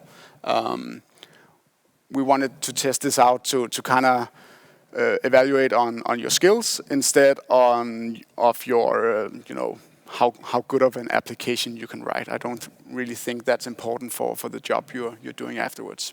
So check it out, a cool coding case, and hopefully we will talk more. This is my email. Reach out if you have any questions regarding this presentation, how it is to work in the public sector. I also included my LinkedIn profile. You can connect and ask me questions there as well. And to kind of sum that up, actually, I just wanted to let you guys know that at least for my experience is that you need to start working on your LinkedIn profile now instead of when you're actually done with your graduation. It's a great tool to network. So feel free to ask me questions about that as well. That's it for me. I included more, generic slides about our organization, but I think I will answer some questions. Thank you, Eske.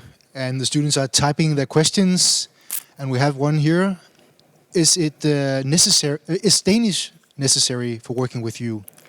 So our organization language is Danish. We have several different nationalities, but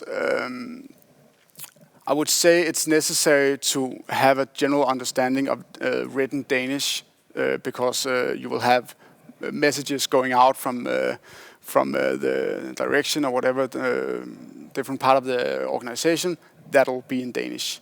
But within our office, we have several people that are not native Danes, so it's in that regard, it's not a problem. And somebody here is also asking you if you're able to show the slide for the different fields which are relevant to you. This one? That one, yeah. I can have that on as a background as well, but I mean, again, I work within the IT development sector of the organization, but you can do business development or data analytics. There's strategy and governance as well. So you can work with multiple facets of IT, and you can specialize a lot because it's a big organization. So you have the chance to really deep dive into a specific area if you need. Machine learning could be one area, business intelligence and so forth. And Miriam wants to know, how do you effectively network on LinkedIn? That's a good question. I think you want to try to provide value to others.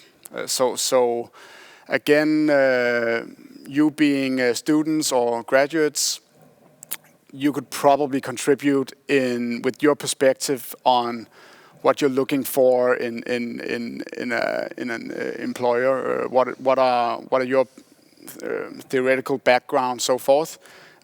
Instead of only using LinkedIn for, I need something, you really need to try and contribute. It could be posting your master thesis, asking if somebody wanted a quick presentation about it or whatnot. So for me, it's all about not asking for help, but contributing value. And then when you have the need for help, someone will rise to the case. Okay, maybe someone has one last question. Let's see. Is there something you would like to add or elaborate on, Eske?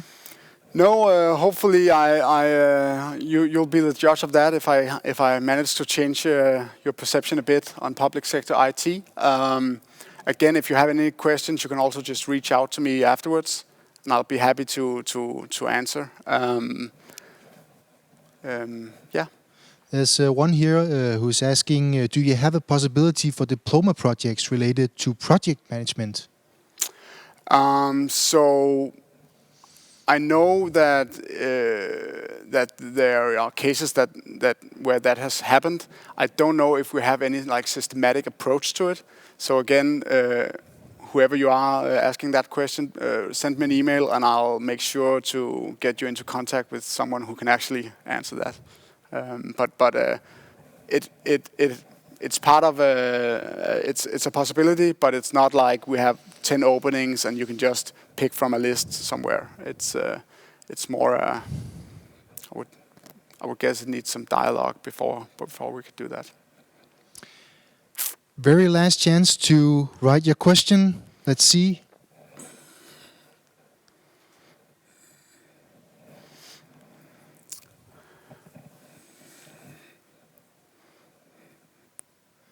And Miki is writing, thank you for a wonderful presentation, Eske. Great, thanks. So thank you, Eske. Thanks. All right, thank you, Eske, again. Now it's time for our final company tonight. So we are happy to present BEC on the stage tonight with Christian, Frederik, and Birgitte.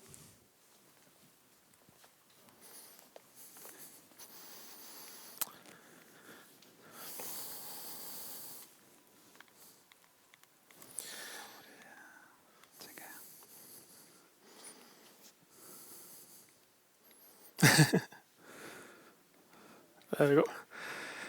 Yep, thank you. So, my name is Frederik. I'm here together with Christian and Birgitte, and we are from BEC. My own journey to BEC started 2 years ago here at DTU. I graduated as a Master of Science in Civil Engineering. Doing my studies, it's a bit weird that I have a degree in Civil Engineering and then working in IT, but bear with me. I had a part-time job during my studies in IT as a system developer, and half a year after my studies, I found out that the BEC actually had a graduate program that I applied to and started in August 1.5 years ago.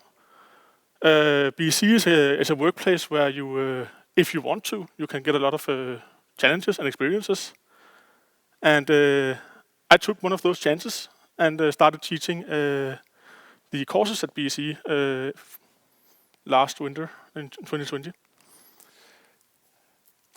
BSC is a fintech company. We supply banks with the different technical solutions, and our member banks are catering to approximately 20 to 30% of the Danish bank customers.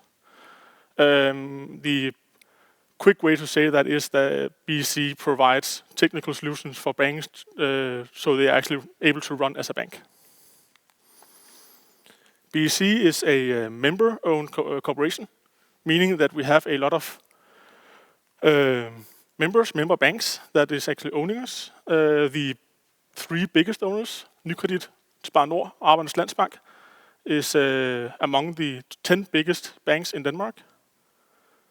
Apart from our members, we also have some service customers who uses part of our technical portfolio or some special catered solutions to these service customers. BSC have 4 locations, 4 branches, 3 in Denmark, 2 in Roskilde, 1 in Herning, and then we also have a branch in Warsaw in Poland. These 4 locations house approximately 1,500 employees in total, including both Danish and Polish employees. That sounds like a lot. It can be quite intimidating if you come direct from your studies or from minor companies, as I did myself, that suddenly you are in a corporation with more than 1,000 employees. And you think, okay, do I have to know everyone? Do I have to know the name of the random guy in the department next to mine? No, you don't, but there is a way in BSC that you can also know your colleagues on another level than just a professional level. You can also know them by your shared interests. In Denmark, we have 2 rather big staff associations in BSC, both one in Roskilde and one in Herning. And these associations gives grants to different interest clubs. It can be board games. We have a beer club. We have a wine club. We also have a club facilitating a ski trip every year, apart from last year due to Corona, of course. If there is an interest that you have, if you work at BSC and you find that there is no club for that, you can just ask the association and then it's possible to start a new club. Which is pretty nice. BSC is also a workplace where it is very important for BSC that your work life, that your professional life is in balance with your private life. A good example for that from my own life was that last year when I started teaching the courses, I was asked, hey, do you want to go to Poland for 3 weeks to teach new graduates? And I was like, I have a kid at home, approximately 1 year old at a time, and a wife. Maybe we should talk to her before I just take a decision to go away for 3 weeks. So my manager actually was like, yeah, of course.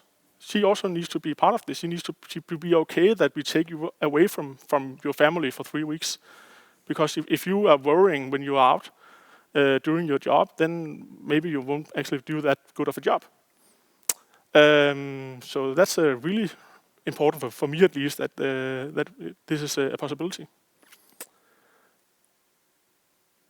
The work hours at BSC, since it's a part of the financial sector and the common agreement in financial sector, we are working 36 hours a week with possibilities to flex, meaning that we have a period of time during the day that we need to be at work, but then we can actually just shift around that so we can either come in a bit later and go a bit later, or come in a bit earlier and then go a bit earlier. So again, so we can plan it to our private life in order to get our kids from daycare and stuff like that. I told earlier that I started as a graduate. The graduate program, Birgitte will tell you more about this later, will end up with a big hackathon where you are joining both the Danish graduates and the Polish graduate teams to get mixed together in different groups and solving a problem. I think you have 2 days to do this, and the winner of the graduate hackathon gets a prize. I think last time the prize was Raspberry Pis, and the opportunity to continue developing your proposed solution to a prototype, and then presenting this prototype to the CEO of the company, with the possibility of that prototype actually going into be a product, which is really cool. So this is not only a really nice way of testing out possibilities at BEC and play around with some technologies we're not using in your day-to-day life, but also a possibility to know not only your fellow graduates in Denmark or Poland, wherever you are starting, but also the other ones in the other office, which is really cool. So that was a bit about what BEC is like as a company and how it is working there. And now Christian will tell you a bit about what we actually do. Thank you very much, Frederik. I will at least tell you a little bit about what I do. But I'll start to introduce myself. My name is Christian, and I've been with BEC for about 6.5, 7 years. I started out as a graduate myself as well. Since then, I worked with almost all of our technologies, both the mainframe, our platform as a service, our COBOL programs, our assembler programs, Spring Boot, and currently I'm working with Kafka integrations, and I'm part of the team that is currently putting into production some decoupled services. That I will tell you more about in a minute. And currently we are handling on a random day 2 million events a day, but that's only running 20% of it at the time being. So I've been around for 7 years trying all sorts of things, and you could possibly do the same. Just a short introduction to our tech stack. At the very top, you have the users. I'm pretty sure you're familiar with the cell phone and web browser. But below that, we have some application servers and the very fun things. Down here, the mainframes, and on top of that, our OpenShift cluster and the Spring Boot applications where I currently reside. I can tell you we use a Spring Boot version from back in September. We're using Java 11 and Java 8. Actually, what I did today at my job was upgrading our application from Java 8 to 11. The reason we're not on Java 15 is because it goes end of support in 10 days. So that would be a bummer. The next version is not ready yet. And I'm working on our OpenShift platform, implementing our event-driven architecture that we're moving towards. So if you think that could be a really exciting thing to do, moving from a legacy system, I mean, you're allowed to say that when the IT system is born in '64, and move towards a new modern high-performance event-driven architecture, come join us. We do this on a day-to-day basis. As I said, our IT systems were born back in '64, so over time they have evolved into perhaps a big ball of mud, but things that have been in production for more than a decade, or 3 or 4, 6, might not be the most elegant pieces of software. That's just the entropy of life. It's a fact, and that's why we are working on simply putting a line somewhere, building some new on top. So yeah, the big ball of mud over there, you see the Death Star, other people will call it. We are trying to move towards the integration platform. It's nice and smooth and looks really great on a slide. And I'm totally not allowed to tell you how we're doing it in practice, because that's a trade secret. But I can give you a little taste about what is event-driven architecture and how can you do it. And if you find that really interesting, come work with us. And then I can, once you're employed, I can tell you a lot more about it, and you can really feel how interesting it is. One of the ways you can do it is using event notification. That's where a user do an interaction, and one system says, hey, something happened, come look. And that's great. For example, in this example, someone changes something on the customer. For example, I'm moving. Once the address is updated, the insurance quoting system, because we're not talking banking and finance, will need to give me a new quote. And then at some point, do some communications to me, deliver the new quote to me. To decouple those two instances so that the customer management system don't need to know about the insurance quoting system is by sending an event. Then the customer system don't need to know about the insurance quoting system. That's great. That means that you can have other systems also saying, hey, that's also relevant to me. And the customer system still don't need to know everything about them.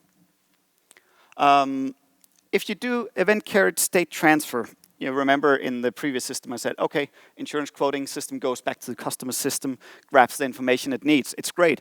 When you send 2 million events in a day, that would be at least 2 million calls back just to get an update of what was changed. With event carried state transfer, you put that information in the event so that the insurance quoting system can hold a copy of the data and you don't need to do the calling back. That lowers your burden on that main system. You like that. Another way to do event-driven architecture could be using event sourcing. Simply everything you do goes into a log, and then you use that log to create your application state. I'm pretty sure that all of you know something that works this way. For example, your account. Every time you make a deposit or take money out, there's a log entry. And the balance of your account is compiled from all those state changes. If you're using Git, if you have done software, it's exactly the same. Git is a little bit different. It saves a snapshot of your changes over time as well.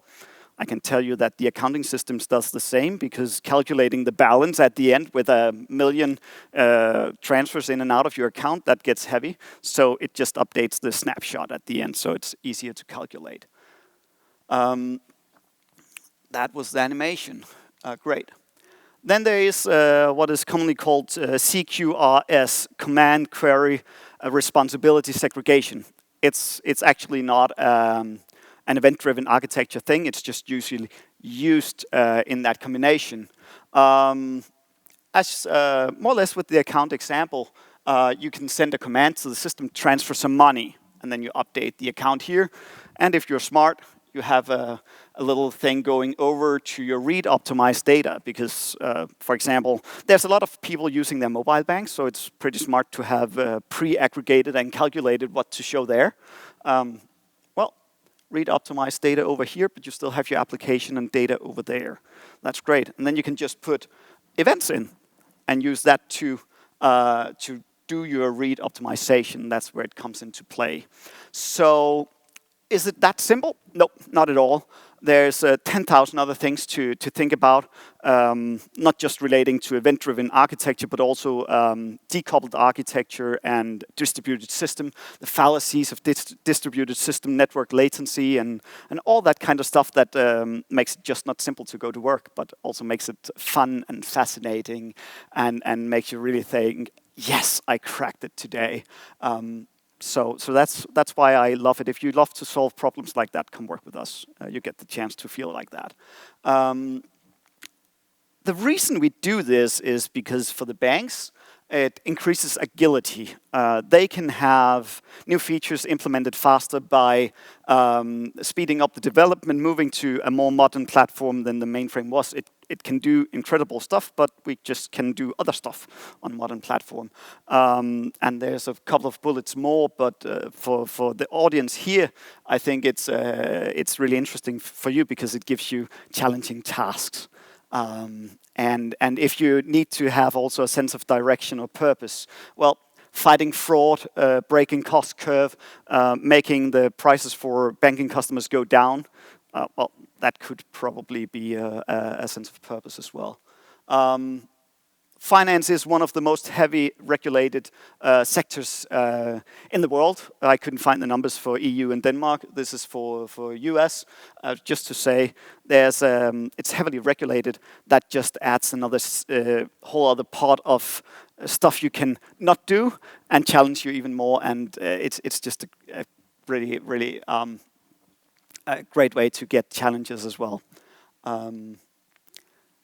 the graduate program, well, that's Birgitte. Yes. So for you.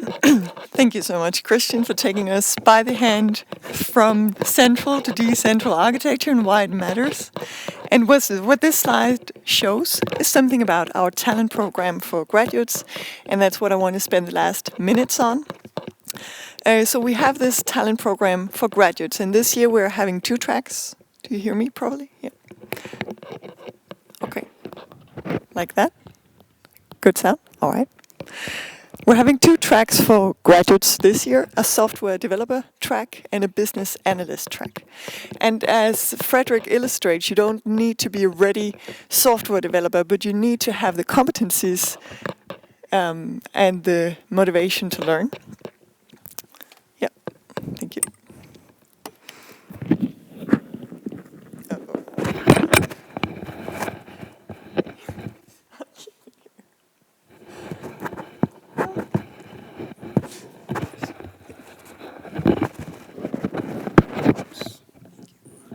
So, throughout a 1-year program, you will receive mandatory and additional training for these 2 tracks.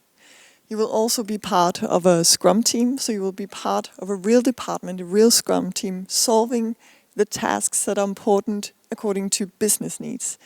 And while you're working, you will also be learning either software development or business analysis. As part of the talent program, you're also part of a graduate network, which also something that Frederick describes. There is a lot of social networking there, giving you a nice entry to a new organization. You will be supported both by the coordinator, the talent manager of the talent program, but also by a dedicated mentor in your department, making sure that you are learning, that you are on track and developing professionally.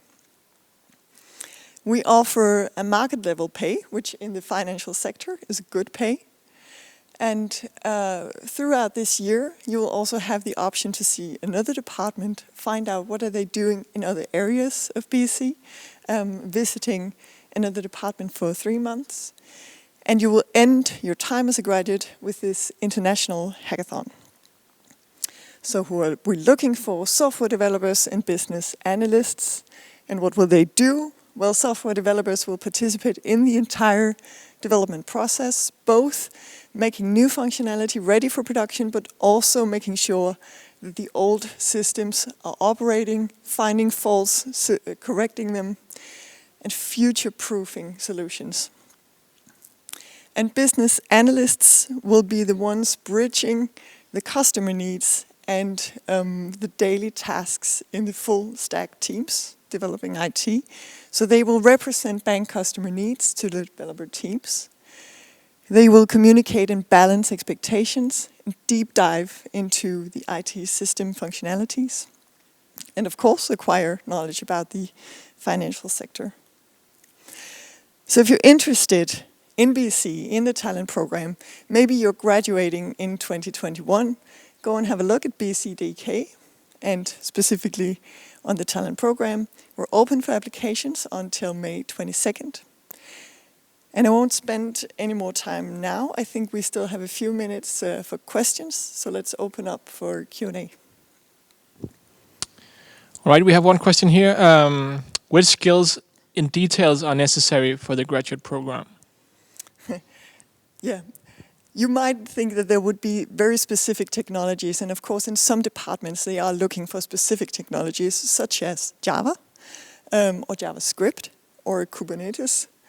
But the general thing for software developers is that they need to be fast learners and have an interest in IT and have some coding experience. And then what will happen is that they will enter this program and start learning. For example, from Christian and from Frederick and from a lot of others, other very skilled developers in BC, also from external vendors providing courses and from online learning. So in some places, we do value some technological specific skills, but in general, a lot of different skills will be something that we can develop into what is needed in BC. All right, next question is... Frederick? Oh, If I can just elaborate on that, last year for the graduate program, we had, I think it was physicists, we had leisure managers, we had, myself come from civil engineering, so again, as Birgitte says, as long as you are able to learn fast, and you get a really elaborate program in the graduate program, where we will teach you the skills you need to function as either developer or as a business analyst at BSE. So you don't need to come with a huge portfolio of a lot of the different technical languages and stuff like that to work at BSE. Yeah, exactly. Super. We have another question here. What would you like to read about in a cover letter? I think we would like to see that people are motivated both for IT but also for the financial sector, because as Christian says, it's heavily regulated. So you need to really enjoy a hard challenge. So you can't just go and find open source solutions and then implement it. You need really to figure out how to find your way through very complex systems, very regulated fields. So motivation and ability to go into that. Do you have any other answers for that? No. I think you covered well. If you an eye for details is definitely a good thing. But also it's actually for a lot of the managers I've met in BSE, it's also a matter of who are you as a person. Will you fit in the team? Do you fit the company culture? So yes, technical skills, great. Lots of experience, great. If you're a douchebag, then it's probably not the best fit, just to mark it out big. Yeah, so that's an important perspective you're introducing about personality. And I think something that we value about personality is both curiosity, this eagerness to learn and to keep learning because the technologies are changing, but also patience, because this is a sector where you can't just change things one day to the next. You need to go for the long-term good solutions. Yeah. Yeah. All right, we have another question here. Are we as graduates able to choose relevant departments freely after the graduate program? Yes and no. It's a permanent position, which I think many also find attractive, because many programs, talent programs, graduate programs, have test periods and then you don't know if you have a job. Here it's a permanent position, and most people stay in that department, but because we also have the rotation option, of course there is an option to go and find out whether something else suits you better and to apply for that, and we will also support that. And to add to that, I was hired into one department when I started as a graduate, and I've been around. I think it's 3 or 4 departments in those 7 years. So yeah, you might stay where you're hired in, but that's just for the first time. And there's people who's been in BC for many years, been in many departments. So there's a variety of options. True. Perfect. And actually, there are no more questions now. So let's just give a big thanks to BSE, Christian, Birgitte, and Frederik.